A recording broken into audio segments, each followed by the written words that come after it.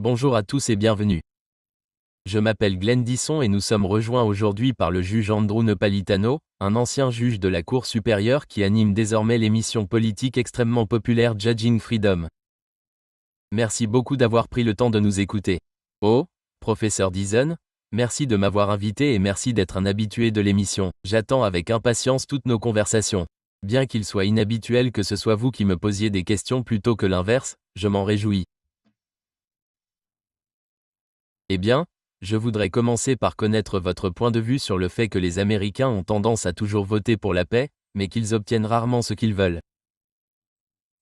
Par exemple, Clinton, lorsqu'il s'est présenté à la présidence, a critiqué l'idée de maintenir la posture militaire de la guerre froide des États-Unis. Lorsque Bush a gagné, il a gagné sur la base de la fin de la construction de la nation. Obama a promis le même changement. Trump allait mettre fin aux guerres éternelles. C'est quelque chose que je sais en Russie. Le président Poutine a dit une fois qu'ils arrivent tous avec de bonnes, vous savez, de véritables ambitions, mais qu'ensuite, d'une manière ou d'une autre, ils finissent par se tourner vers le statu quo ou la tyrannie du statu quo furtif, peut-être comme l'aurait appelé Milton Friedman. Un de mes amis, Tom Woods, que vous connaissez peut-être, un universitaire indépendant qui anime également un podcast populaire, dit « Peu importe, il semble que peu importe pour qui vous votez à la présidence, vous finissez par avoir John McCain. » Le regretté sénateur McCain, bien sûr, étant le faucon de guerre le plus notoire de l'ère moderne, peut-être en raison de son propre passé dans l'armée. Vous savez, je ne sais pas exactement ce que c'est. Je suppose que l'État profond, les services de renseignement, les services du gouvernement qui n'ont jamais changé, les services de renseignement, les banquiers, l'armée, je ne dirais pas qu'ils ont menacé, mais qu'ils ont fait pression sur les présidents américains, probablement en leur faisant peur, pour qu'ils se conforment aux souhaits de l'État profond et du complexe militaro-industriel, car cela se produit encore et encore. Nous avons le Parti uni, une expression péjorative pour décrire les domaines dans lesquels les républicains et les démocrates sont d'accord, et la guerre en fait partie. Nous menons des guerres éternelles depuis la fin de la Seconde Guerre mondiale. Je ne sais même pas combien de temps cela prend, mais il est rare qu'il y ait eu une période où il n'y ait pas eu de guerre depuis 1945. C'est donc un problème que personne n'a été capable de résoudre.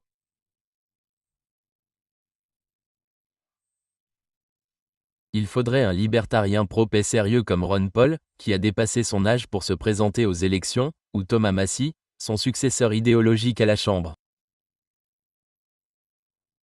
Il faudrait une personne comme ça, je pense, pour résister aux supplications, aux coercitions et peut-être aux menaces, mais je n'en connais personnellement aucune. Eux qui viennent de l'État profond aux présidents américains. La même chose se produit en Amérique avec la surveillance. Ces lois qui permettent aux fédéraux de capturer chaque frappe sur chaque appareil mobile et chaque ordinateur portable du pays, elles ont toute une date limite. Donc chaque année, tous les 5 ans, ces lois sont sur le point d'expirer. Et les gens se lèvent à la Chambre des représentants et au Sénat en disant « Je ne voterai pas pour ça. C'est contraire à la Constitution. Ce n'est pas pour ça que nous avons une Amérique. » Et puis ils reçoivent la visite dans leur bureau de la communauté du renseignement, qui leur fait jurer le secret avant la visite. C'est un mauvais début de visite. Quelqu'un va venir dans votre bureau et dire « Vous ne pouvez dire à personne ce que je vais vous dire. » Je dirais « Quittez le bureau. » Néanmoins, ils leur font jurer de garder le secret, puis ils sortent du bureau et ont changé d'avis, et nous ne savons pas ce qu'on leur a dit ou ce qu'ils ont vu. C'est un peu comme une conversation que j'ai eue avec le président Trump à la fin de son premier mandat. Il m'avait appelé pour me demander mon avis sur certaines grâces et commutations de peine qu'il était sur le point d'accorder, car je connaissais certaines de ces personnes, et je lui ai demandé « Comment ça va ?» C'était à une semaine de l'investiture de Biden. Trump continuait de dire à tout le monde qu'il avait vraiment remporté l'élection de 2020. Donc, je ne m'en sors pas très bien. J'ai remporté l'élection, vous le savez, et je ne voulais pas me disputer avec lui. Je lui ai dit, vous savez, il vous reste 2 jours de présidence et il y a 2 ou 3 choses que vous aviez promis de faire et que vous n'avez pas faites. Quoi? Eh bien, l'une d'elles est de publier les dossiers JFK. Autre chose, gracier Julian Assange, qui était encore en danger à l'époque, et Edward Snowden. Je pensais l'avoir convaincu de gracier Snowden et Assange. Ce n'était pas le sujet de mon histoire, mais j'ai demandé, et les dossiers JFK? Et il m'a répondu, Monsieur le juge, s'ils vous montraient ce qu'ils m'ont montré, vous ne divulgueriez pas ces dossiers non plus.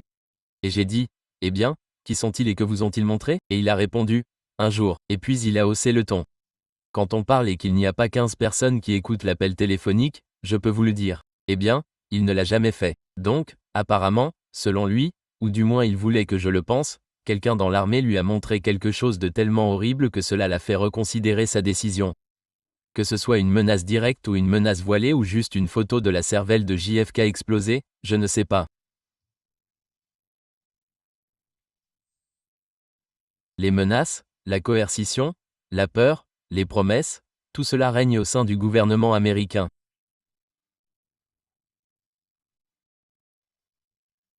Eh bien, vous avez toujours été assez préoccupé par le dépassement de la Constitution, qui pourrait, je suppose, attirer des ennuis aux États-Unis et à l'étranger également.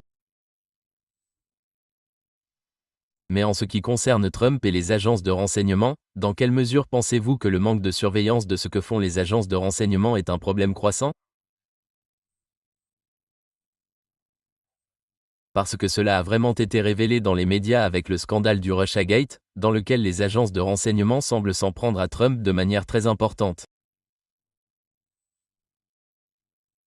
Je ne sais pas s'il a partagé avec vous ses points de vue sur la question. Il m'a fait part de ses points de vue et ce n'est pas différent de ce que vous l'avez entendu dire publiquement. Vous savez, la communauté du renseignement est radicalement hors de contrôle. Lorsque George W. Bush a réalisé que la NSA, l'appareil d'espionnage intérieur américain, employait 60 000 personnes, c'est 10 fois plus d'agents du FBI qu'il y a. Le gouvernement fédéral emploie des espions pour nous espionner sur le territoire national. Quand George W. Bush a appris que la NSA était au sein du ministère de la Défense, il a dit au chef de la NSA, « Vous n'avez pas à vous soucier de la Constitution, car je suis votre patron et, en tant que commandant en chef, je n'ai pas à me soucier de la Constitution. » Ces deux déclarations étaient erronées au regard des décisions fondamentales de la Cour suprême et du droit constitutionnel. Mais cela montre que les membres du gouvernement ont l'impression qu'ils ne sont pas tenus de respecter la Constitution. Le Patriot Act, qui est une loi horrible qui permet aux agents fédéraux de contourner le 4e amendement.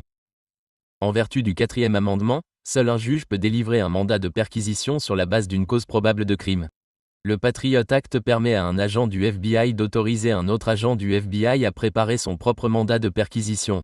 Il ne l'appelle pas mandat de perquisition. Il l'appelle lettre de sécurité nationale, mais cela a le même effet.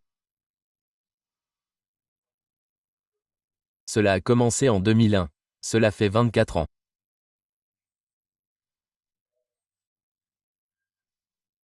Toute une génération d'espions et d'agents fédéraux a grandi en apprenant qu'il ne fallait pas se soucier de la Constitution, mais simplement faire ce qu'il fallait.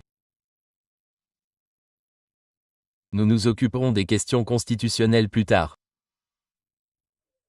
Nous espionnons donc tout le monde et nous faisons des compromis constitutionnels. Je veux dire, si vous pensez que je suis un braqueur de banque et que vous voulez savoir ce que je fais de l'argent, et que vous voulez, consulter mon compte bancaire, pourquoi s'embêter à aller voir un juge et à démontrer une cause probable, ce qui prend des heures, voire des jours, alors qu'il suffit de pirater mon compte bancaire pour voir ce qu'il s'y trouve. Peu importe que le piratage informatique soit un crime pour lequel le FBI poursuit des personnes. Ils le font eux-mêmes tout le temps parce que c'est plus facile, plus rapide et moins cher que de se conformer à la Constitution. La Constitution existe donc toujours officiellement. Nous avons toujours 3 branches du gouvernement. Nous avons toujours un pouvoir judiciaire indépendant à vie. Nous avons toujours une présidence. Nous avons toujours un congrès avec 2 chambres. Mais fonctionnellement, il n'existe pas parce que très peu de gens le suivent. Eh bien, c'est très préoccupant pour les Américains aussi. Les agences de renseignement ont pris une vie propre, ne sont pas seulement un instrument, mais ont presque leur propre politique. Ce qui est une bonne définition d'un État profond. Mais avez-vous établi un lien avec les engagements militaires actuels des États-Unis, comme la guerre en Ukraine?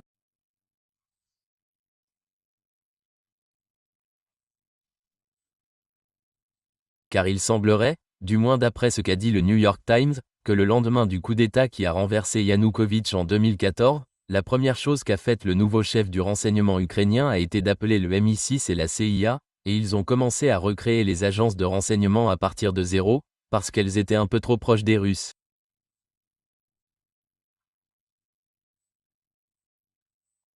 Eux en effet, ils ont travaillé, ils considéraient les Russes comme leurs partenaires les plus proches jusqu'à quelques jours avant. Alors, comment voyez-vous cette implication des agences de renseignement dans le façonnement du conflit? Eh bien, vous savez qu'il y a vraiment deux CIA aux États-Unis.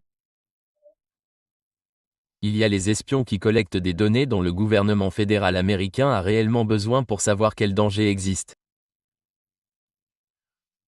Mais c'est la partie opération de la CIA qui est horrible et dangereuse. Ce sont ces personnes qui ont perpétré le coup d'État de 2014 et qui continuent de le faire dans le monde entier. Lorsque Barack Obama a bombardé la Libye, a chassé le colonel Kadhafi de ses fonctions et a fini par être massacré sur une place publique. Voici Clinton, qui s'est vanté d'être venu, d'avoir bombardé, et il est mort. Le président Obama n'a pas utilisé l'armée. Il a utilisé la CIA. Maintenant, ils ressemblent à des militaires. Ils ont des armes et du matériel comme des militaires.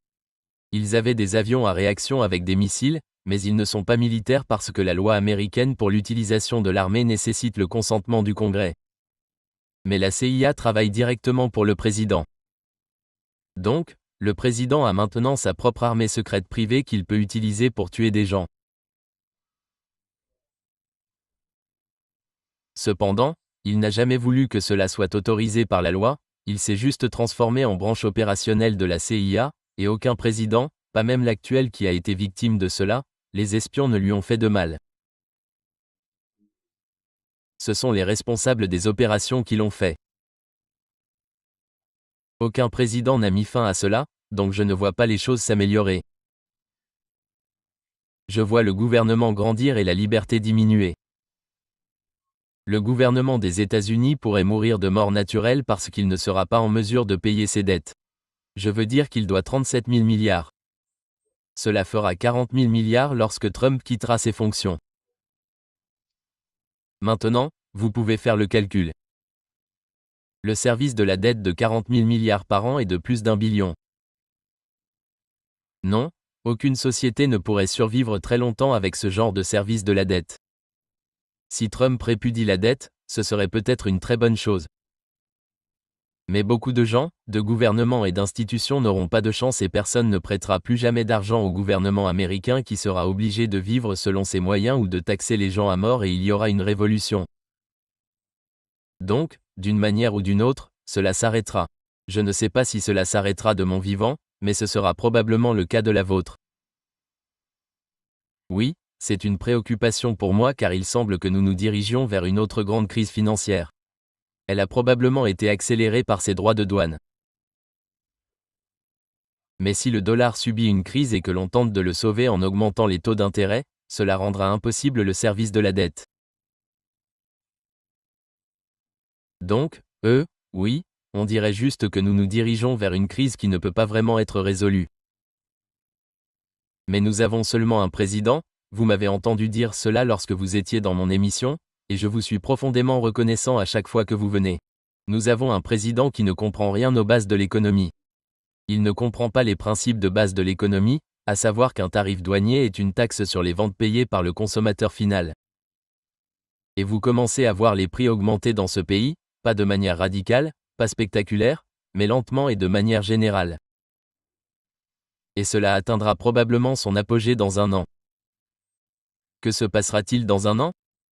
Les élections de mi-mandat où les démocrates espèrent reprendre le Congrès. Et s'ils y parviennent, ce sera parce que Donald Trump leur aura servi la chose sur un plateau d'argent. Au début, j'étais un peu. Je lui ai accordé le bénéfice du doute sur les tarifs douaniers parce que j'ai toujours été un grand fan du système américain. Alexander Hamilton, Henry Clay et eux, si vous utilisez ces tarifs limités afin de donner un avantage concurrentiel à la croissance de l'industrie nationale, mais il doit s'agir d'un tarif stratégique capable de concurrencer les marchés internationaux s'il obtient un peu d'aide avec des subventions et des tarifs temporaires. Mais il s'agit simplement de l'utiliser comme une arme politique. Je veux dire, oui, ça va juste faire payer le prix aux consommateurs, on dirait, non, d'un point de vue constitutionnel, on a parlé de la Constitution il y a quelques minutes. Un tarif est une taxe.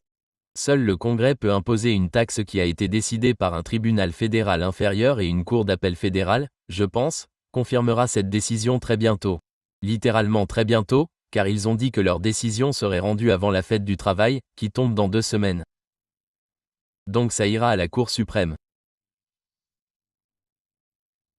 J'ignore quelles seront les conséquences économiques si tous ces tarifs sont invalidés et que le Congrès ne votera jamais pour des tarifs maintenant parce que les républicains ont trop promis personnellement de ne jamais augmenter les impôts, quoi qu'il arrive. Donc, j'ignore quel sera le résultat de tout ça, mais ce ne sera pas bon, et ce sera à cause de Trump. Je veux dire, c'est une chose que le Congrès impose un tarif pour les raisons que vous avez évoquées, même si au fond de moi, je suis un randien comme un rente de fer. Je ne crois pas à une quelconque régulation gouvernementale de l'économie, mais l'économie n'est pas mon domaine. Mais c'est une toute autre affaire pour le président d'imposer des droits de douane de son propre chef. Je veux dire, il a menacé d'imposer des droits de douane au Brésil parce qu'il n'aime pas les poursuites engagées contre l'ancien président du Brésil. Quel est le rapport avec l'économie américaine? Rien. Oh, c'est assez extraordinaire. Eh bien, la façon dont il a gouverné un peu comme un roi en utilisant ces droits de douane qui ne viennent pas du Congrès. Je voulais revenir un peu sur ces agences de renseignement, car sous cette première administration, le sénateur Chuck Schumer a averti Trump que, vous savez, les services de renseignement ont 6 façons de se venger si vous essayez de leur créer des problèmes. Je veux dire, cela aurait dû faire sonner l'alarme lorsque les principaux sénateurs ont reconnu que oui, les agences de renseignement fonctionnent plus ou moins de leur propre chef désormais. Mais Trump n'a-t-il rien fait pour repousser ceux qui se sont opposés à lui? Parce que Tulsi Gabbard a commencé à publier des fichiers sur le canular du Russiagate, et je pensais que les services de renseignement étaient au cœur de cette affaire. Y a-t-il eu de réelles conséquences? Si Trump avait voulu poursuivre les personnes qui s'en sont pris à lui, il aurait dû le faire au cours de son premier mandat, et il aurait dû demander à son directeur du renseignement national de l'époque de les publier. Ce que Tulsi Gabbard a publié ne peut pas constituer la base d'une poursuite en raison du temps qui passe, du délai de prescription, et elle le savait. Donc, la publication qu'elle a faite il y a 2 ou 3 semaines visait à faire disparaître cette histoire de Jeffrey Epstein de la une. Cela n'entraînera aucune législation. Cela n'entraînera certainement aucune poursuite. Le délai de prescription est de 5 ans. Son prédécesseur, je ne me souviens même plus qui c'était, qui était le directeur du renseignement national pendant le premier mandat de Trump, cette personne aurait dû publier tout cela. Donc, ça ne va pas aller nulle part. Et quand Chuck Schumer a dit qu'il y a 6 façons pour eux, le dimanche, de vous avoir, c'est 100% correct, parce qu'ils écoutent chaque appel téléphonique et chaque frappe au clavier, même celle que vous pensez avoir supprimée, d'ailleurs, sur chaque appareil mobile et chaque ordinateur de bureau du pays. Ils connaissent les secrets de tout le monde. Je veux dire, les Américains, en particulier ici où je vis à New York, sont les personnes les plus surveillées de la planète. Mais je pense que c'est pire ici qu'à Londres. Et tout le monde le prend pour acquis. On finit par l'oublier et on agit soi-même. Vous connaissez l'effet Heisenberg. Une chose observée change en raison de sa conscience de l'observation. C'est vrai, mais au bout d'un moment, on oublie l'observation, on ne change pas son comportement. On agit normalement et il nous attrape. Je veux dire, feu le juge Antonin Scalia, un de mes amis proches pendant les 10 dernières années de sa vie, m'a dit que la Cour suprême des États-Unis était surveillée par la NSA et que les membres de la Cour le savaient. Oh mon Dieu, s'ils peuvent espionner la Cour suprême des États-Unis, ils peuvent espionner le président et ils le font probablement. Mais pourquoi les agences de renseignement américaines ont-elles principalement intérêt à espionner la Cour suprême des États-Unis? Est-ce pour avoir quelque chose de compromettant sur elles, pour les contrôler un peu comme une grande opération Epstein? C'est pour avoir un moyen de pression si la Cour était sur le point de faire quelque chose. Je veux dire, par exemple, la Constitution garantit le droit à la vie privée des personnes, de leur maison, de leurs papiers et de leurs effets personnels. J'ai interrogé le juge Scalia une fois, alors que j'étais professeur de droit à la Brooklyn Law School, et il y avait 2500 personnes dans le public, et j'ai dit que le juge Scalia dans cet appareil mobile était une puce informatique. Est-ce un effet? Il a ri et a dit, je ferais mieux de ne pas répondre à cette question, car elle pourrait être portée devant le tribunal. Supposons que le tribunal soit sur le point de déclarer qu'une puce informatique est un effet, selon la terminologie de Madison lorsqu'il a rédigé le 4e amendement. Alors, tout espionnage est illégal et ne peut être effectué qu'en vertu d'un mandat de perquisition délivré par un juge fédéral sur la base d'une cause probable de crime. Je pourrais imaginer que la communauté du renseignement utilise tout son pouvoir sur les membres de la Cour pour les empêcher d'émettre un tel avis.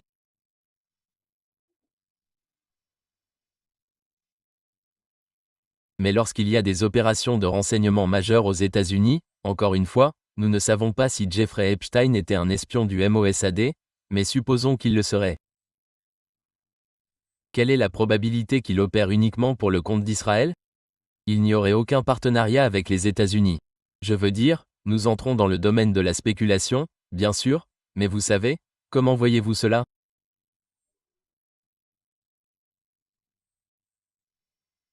Eh bien, notre ami commun Max Blumenthal soutient avec force qu'Epstein était un atout, pas un agent, qu'il était payé de temps en temps par le Mossad.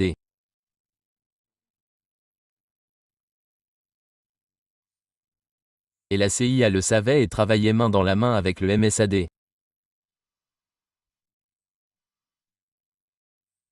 Quel service Epstein a-t-il fourni au Mossad et à la CIA? Je ne sais pas. Peut-être qu'il y a encore des informations compromettantes sur Bill Clinton, par exemple, dans le but de contrôler son comportement. Maintenant, je ne pense pas que Clinton ait eu quoi que ce soit à voir avec Epstein avant qu'il ne soit à la Maison-Blanche. Alors, à quoi bon faire chanter Clinton s'il n'est plus en fonction? Et je n'ai jamais vu la soi-disant liste de clients, donc je ne sais pas qui y figure. Le Mossad est très doué pour faire du chantage, mais ils ne sont pas des prodigues. Ils ne vont pas gaspiller leur argent. Ils ne paieront Epstein que s'il peut produire des preuves pour eux. Donc, comment il a produit et ce qu'il a produit, je ne sais pas. Ça pourrait s'avérer être rien. Il pourrait aussi s'avérer que des membres du Congrès, vivants et décédés, ont été victimes de chantage de la part du Mossad pendant les années où ils étaient en fonction. Ouais, ce serait très important. Mais c'est cette toute nouvelle révélation que nous voyons maintenant, dans laquelle les agences de renseignement sont peut-être impliquées. Vous avez mentionné plus tôt les dossiers JFK dont Trump vous a dit que si vous saviez ce qu'il y avait dedans, vous ne voudriez pas qu'ils soient divulgués non plus, mais je pensais que certains de ces dossiers avaient été divulgués maintenant. Eh bien, ils ont été nettoyés. Je veux dire, un ancien directeur du renseignement national, Patulsa Gabbard, mais l'un de ses prédécesseurs m'a dit qu'il avait vu le dossier JFK et qu'il n'y avait rien dedans. Je me suis dit, comment peut-il n'y avoir rien dedans? Il a dit, eh bien, les personnes qui en ont la garde depuis 1963 ont veillé à ce qu'il n'y ait rien, et il n'y a rien eu depuis bien avant que Trump n'arrive à la Maison-Blanche. Donc, quand ils ont rendu public les dossiers JFK, c'était un non-sens, ce n'était rien. Donc nous n'avons rien appris de la publication, rien de significatif? Non, vous savez, je ne suis pas un expert de l'assassinat de JFK, mais si je me souviens bien, il y avait des notes de service montrant une implication plus importante entre Lee Harvey Oswald et les responsables de la CIA qu'on ne le pensait, mais aucune preuve irréfutable.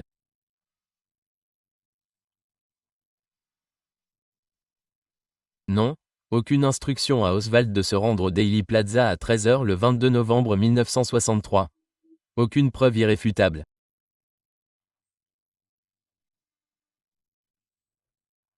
Ma dernière question est, je suppose, très générale, quelles sont, selon vous, les principales menaces à la liberté aujourd'hui aux États-Unis, étant donné cette portée constitutionnelle excessive et cet état profond?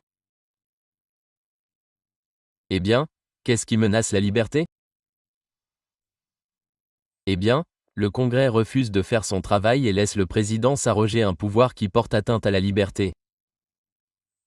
En ce moment, il veut devenir commissaire de police à Washington DC, Chicago, Los Angeles et New York. Les tribunaux n'appliquent pas la Constitution telle qu'elle a été écrite. Le complexe militaro-industriel et le lobby sioniste ont une emprise de fer sur le Congrès. Le complexe militaro-industriel est donc toujours le bénéficiaire d'un budget annuel d'1 billion de dollars, ce qui est bien sûr absurde. C'est plus que les 10 pays suivants réunis, y compris la Russie et la Chine bien sûr.